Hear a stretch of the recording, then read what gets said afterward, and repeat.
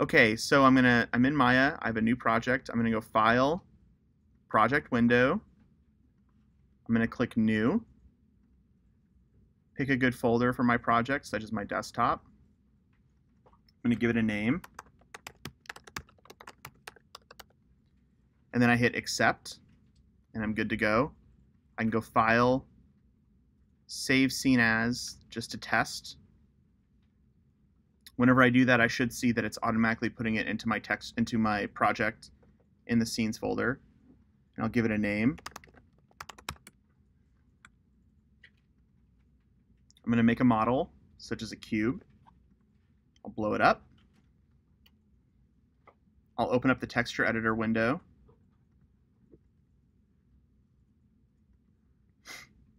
And then I'll do automatic mapping, or whatever form of mapping I want to use. Click off of everything so that the automatic mapping is for sure set in. Switching back to object mode, I'm just going to select my object, image, create PSD network. Okay, I can give it a size. For this, I'm going to use 2048. Color values, UV snapshot, all that kind of stuff. Then I want to select the channels that I'm going to be using. So for this case, I'm just going to be using color. So I'm going to select color and add it over, and then hit create. If you have an error, make sure that you're in object mode and you have your object actually selected. At this point, I can switch, to my desktop and find my project. Go to the source images folder, open up the PSD file. Here's my snapshot layer. I can lock that down so that I don't mess with it. Here's my color layer. And as I make changes in here, whenever I save my PSD file,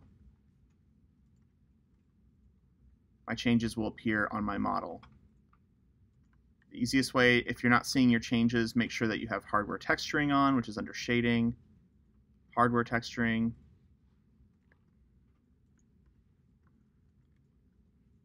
and it should live update.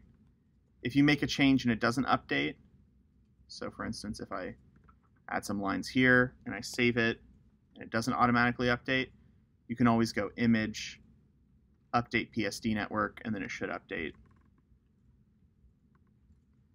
on your object. To make a second object, make another cube, move it.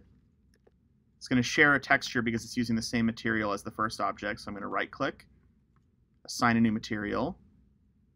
I'm going to select Lambert.